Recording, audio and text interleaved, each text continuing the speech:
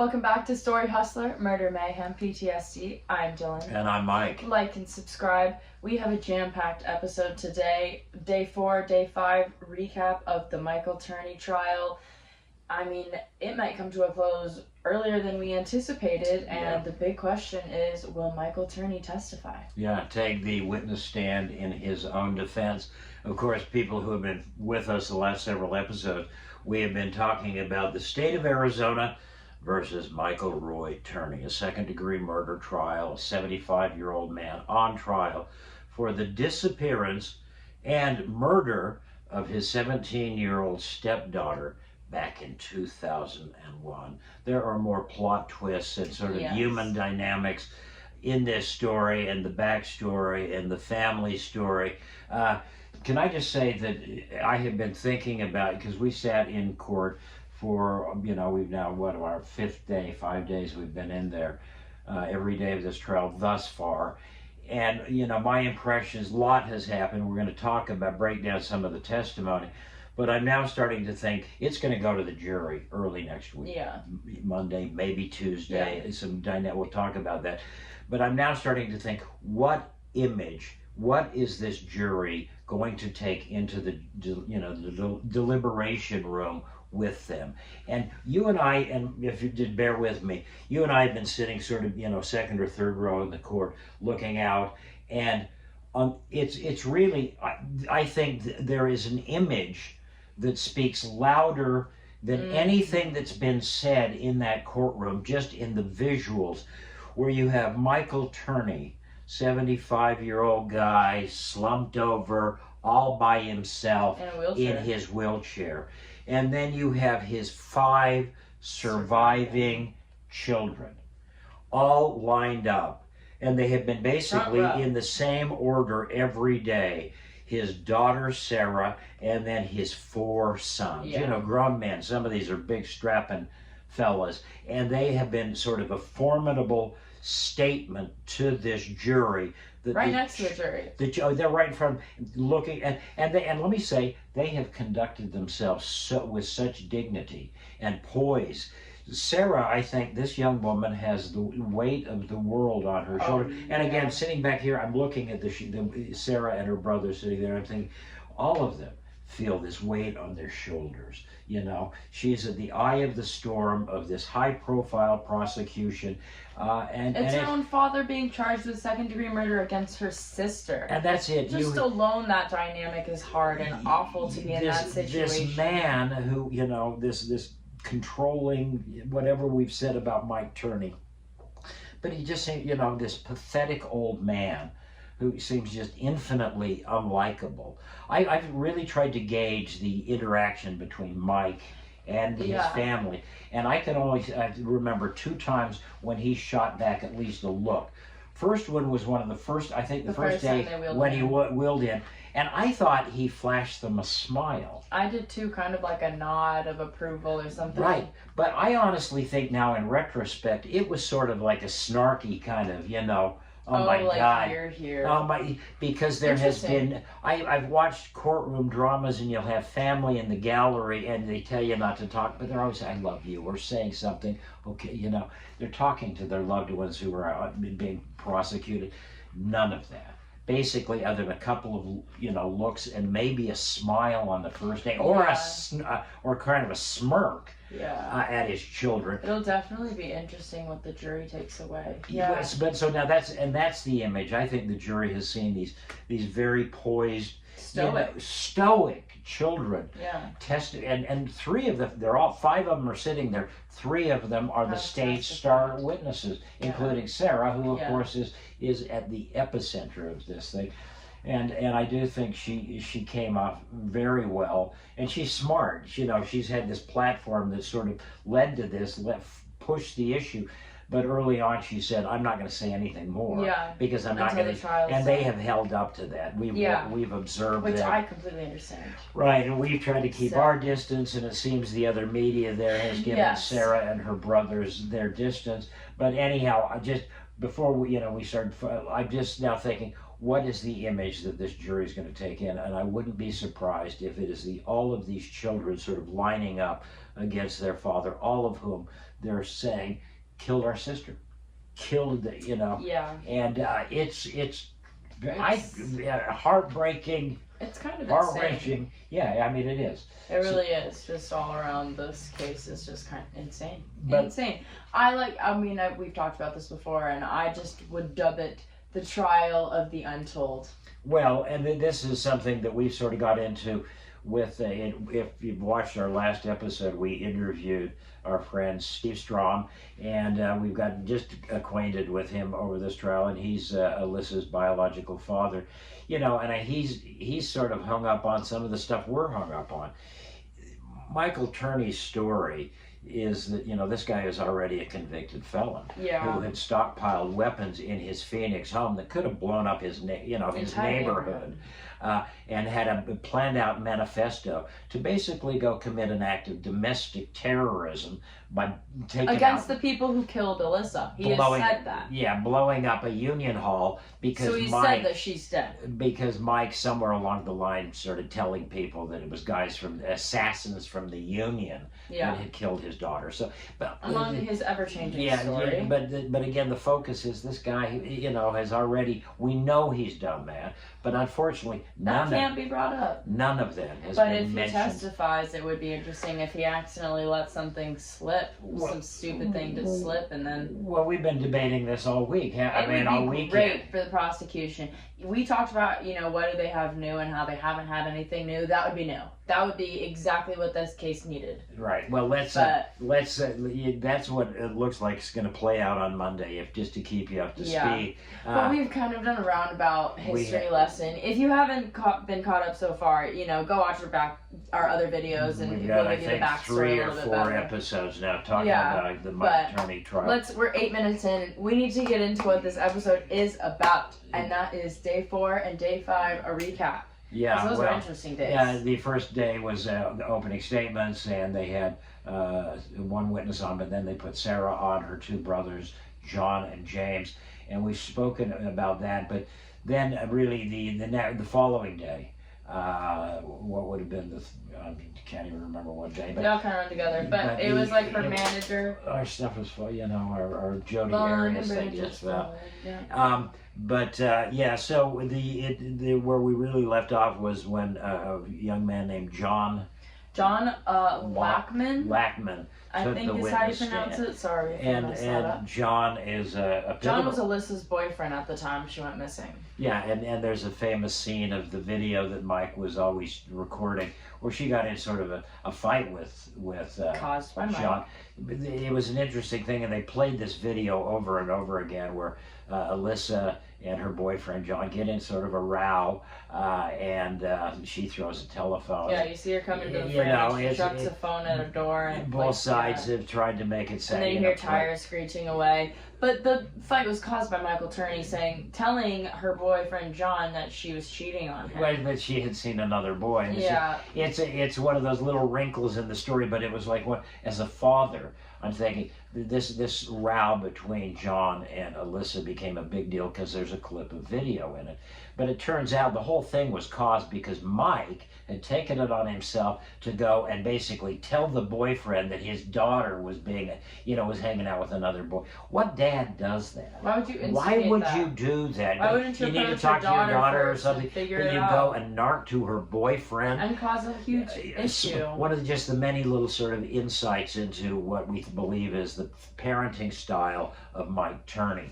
But so they called the boyfriend, and he was charming. He was honestly a sweet. Very good witness, I would say, to testify. He was brought in. He seemed like quite a normal, nice fella. Now that he's a middle-aged man, and to talk very lovingly about his relationship with Alyssa. He obviously liked her very much, and still holds her very dear. I mean, she just vanished. He doesn't know what happened to her. So, she peeked into his woodshop class, and he was the last guy to see her. And she said, "Bye. My dad's picking me up early." Yeah, and then he never saw her again. Never, and you could see that he cared for her very much. Talked about the necklace, which has become a big thing that he'd given her, that he took back because he was like, it was my only memory of her, and I wanted to hold on to that. Yeah, I find Which just was heartbreaking. Yeah, I found him to be quite sweet and charming, and he certainly, I think, humanized Alyssa as the 100%. defense wanted to match. She's a wild kid.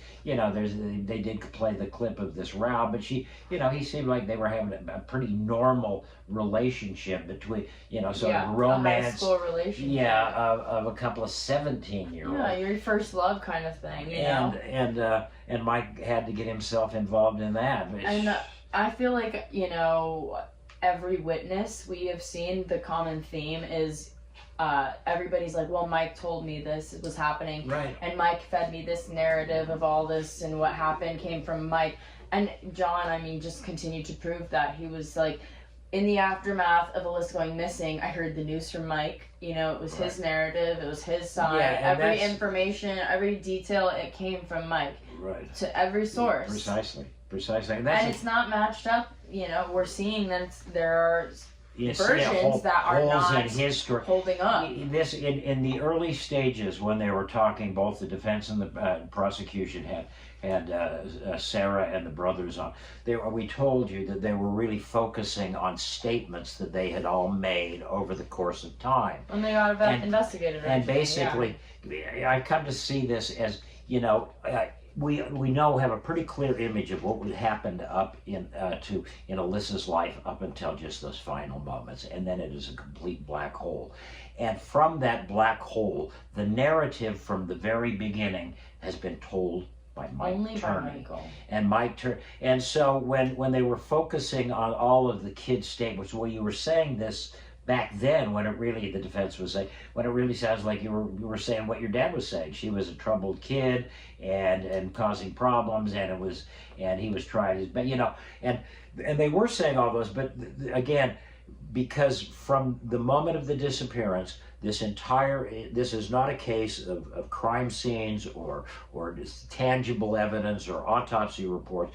It is a family's oral history. Yeah. And it's clear that from the moment she disappeared, that oral history has been dictated by Mike Turney, telling what he's been doing about it, telling his kids what a bad child she was. Yeah. And now, many years later, the prosecution is defending against that defense tactic by asking all of these people, look back as adults, why is it that you were emphatically saying what you were saying at the time as if it were a fact? Mm-hmm. And all of the children are saying, because our father told us. And and it makes sense when you're a child. If your parent says something, it is sort of chiseled. That must be right. Yeah, that's the law. That's what the reality. What is interesting is now it's starting to catch up, all these different versions that he said. I had mentioned earlier. The kids have not really varied. No, the kids have been great. The kids have been consistent. Yeah. But Mike's stories are starting to now fall apart, and it took a few days to get into this, but the moment Alyssa goes missing, Mike claims that they went to eat, he dropped her off at home because they were arguing and he wanted to get away from the arguing, but he also went to look for a camcorder part and then go pick up Sarah. And then he says when he went to pick up Sarah, first of all, where did he go look for a camcorder part? You could see that if he was actually there. Beside the point. But then when he goes to pick up Sarah, he says that the buses were late. But then in Sarah's testimony, she said, no, I went to a friend's house because my dad was late, and it wasn't uncommon to go wait at this friend's house for my dad to then come pick me up. Oh, yeah. So the exact moments Alyssa goes missing, and, Michael Turney's claiming, well, I was waiting at the school for my daughter, and the daughter's claiming, well, I was waiting at my friend's house for my dad because my dad missed the school pickup. That's a pivotal piece of information. Like the children, Mike has made statements over the course of time. He's written some things down and sent letters to people. And the problem with Mike's version, critical things about picking Sarah up in the afternoon, the phone call that came into him, was it all static, which he told one person? What did he hear her voice where she said, fuck you? That's another version of the call. So all of Mike's various versions of critical elements, the follow-up mysterious phone call a couple of days later, had different versions of that, and it's documented. And the assassination from the electrical company, the electrical workers. And then he talked about how he's going to tell them what happened on his deathbed. Just weird things that he Oh, said. so many. Yes, Yeah, so many just things. weird things that he's like implied and said, and just Right, and which so the family narrative, the family oral history has been examined all different ways by both sides now, and you know, again, it really has focused on it. When did you say this? Who did you say it to? Where and when?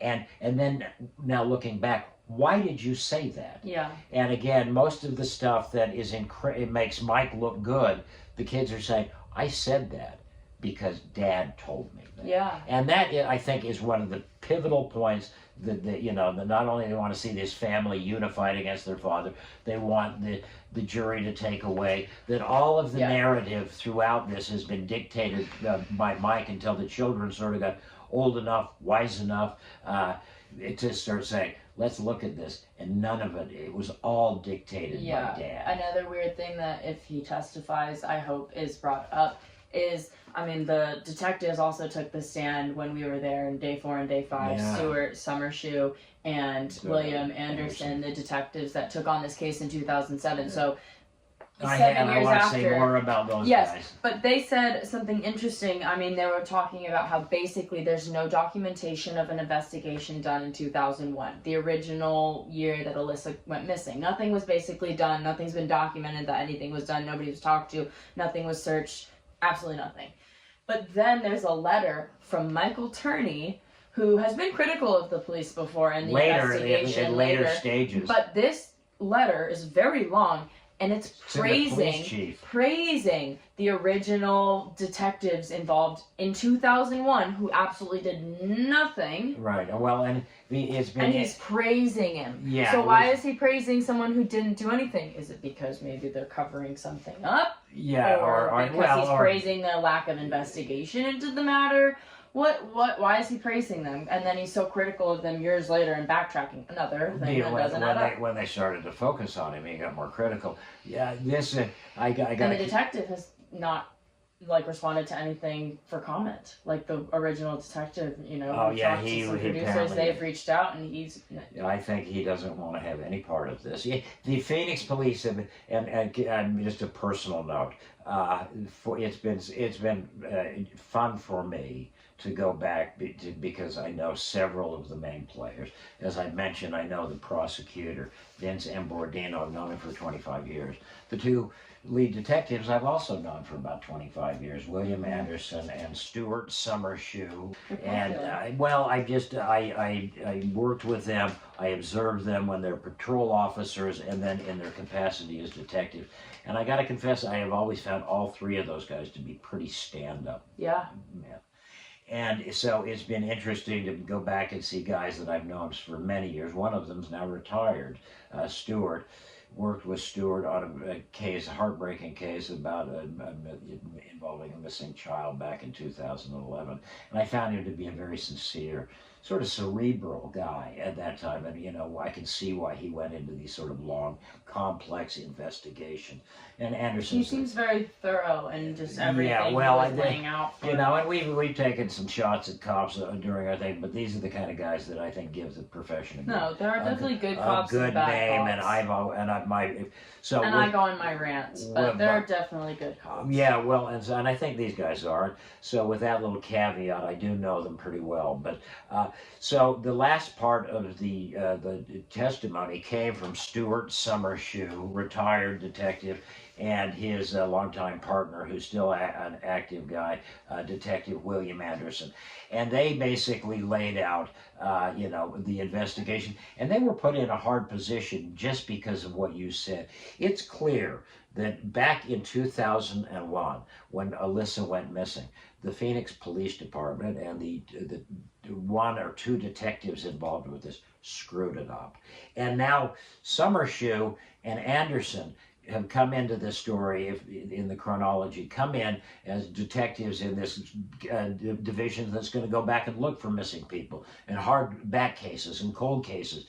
It's a hard assignment, and they decide we're definitely going to go after Alyssa. And they realize that the guys back 6 years earlier, their predecessors on the Phoenix PD, had basically screwed it up. It would not, Yeah. but worse than screwed it up, they had done nothing. Nothing. And so the guys getting on today said to say their actions were inappropriate. Yeah, they were like, we would have handled it so differently. And and they can't just go and say, those guys blew it. But that's what what they did. And they've had to sort of You gotta backtrack now. 8 years later, you gotta go investigate the scene of the crime, which the attorneys don't even live in anymore. They confessed that the original guys didn't even do a basic canvass of the neighborhood, just knocking on doors just to see what was going on. That was 8 years later. Basic stuff. So all that to say, Phoenix PD screwed it up originally. The two investigators screwed it up and didn't do anything. Now these other guys who are pretty sincere guys who want to do the job have got the case for the first time, and now this is when they sort of, they start to get resurrected and they start doubling back. So they have talked about everything that, so they've had to basically get up and do a mea culpa. Yeah, we screwed up, and these guys have done that in front of the jury, saying our predecessor screwed up. We've tried to do better since, and they had a new leader of that division. I know something in the history of that. That department inside the Phoenix PD, and so anyhow, they with new guys, new eyes, they had a new determination, and it changed things up pretty much. But again, what you said, there was this weird letter that Mike had written, I think, to the police chief in Phoenix early on, when the two original detectives were doing nothing. He writes this glowing long letter praising their efforts. They weren't doing anything. So very suspicious. We're ranting and rambling. We're on like 22 minutes, so I'm gonna keep these episodes short. All right, so people stay interested. All right, so let's wrap. We got more we can talk about. The police officers sort of rounded it up, and then now the prosecution may rest. Right. And now the question is if Michael will take the stand. Right. Anderson was on Detective Summershoe was first, and then Detective Anderson. Yep. And apparently they're doing the cross-examination. Defense is doing the cross-examination of Anderson. Probably going to wrap Monday, and then the state will rest. State will rest and goes over to Mr. Jackson. Should be interesting. Jamie Jackson, the defense attorney, and now he and his client have to make the call. Does Mike take the witness stand? I sure hope so. I sure hope so. I think that could be very interesting. Yeah. But as we said, I don't think it's likely, because if he gets on and starts rambling about anything, as his attorney, they could start introducing all of the stuff found in the search warrant, all the untold stories of this trial that would really incriminate him. And the many references from many people that there was some sort of physical abuse in this. They introduced the ABC clip talking about molestation in the opening arguments, and now we've heard nothing more. That's part of the story. Anyway, we've ranted about this in past episodes. If you're not caught up again, please go like and subscribe and go watch those episodes. And we'll keep you updated on Monday. We'll let you know what happens. We're sure we're going to be in court on Monday. And again, the state is expected to wrap. Then the question, does Mike take the stand? If not, it doesn't sound like Jackson's going to call anybody else. So he'll rest and just say the state didn't prove their case, which is, we'll bring back to the one thing we said he's going to just continue to and there is no... there's no link to Mike Turney and this murder. In fact, there is no evidence of a murder, and that's that's his shtick, and it's a strong shtick. But we'll see how it plays. But thanks for watching. Thanks for watching. It's been an action-packed week, and we expect it to be every bit as exciting this week, and we'll keep you up to date. Nothing but happy stories. Then it goes to the jury, and we'll see if at long last some sort of modicum of justice is meted out in this story. I hope so. Okay. Well, good night, everyone.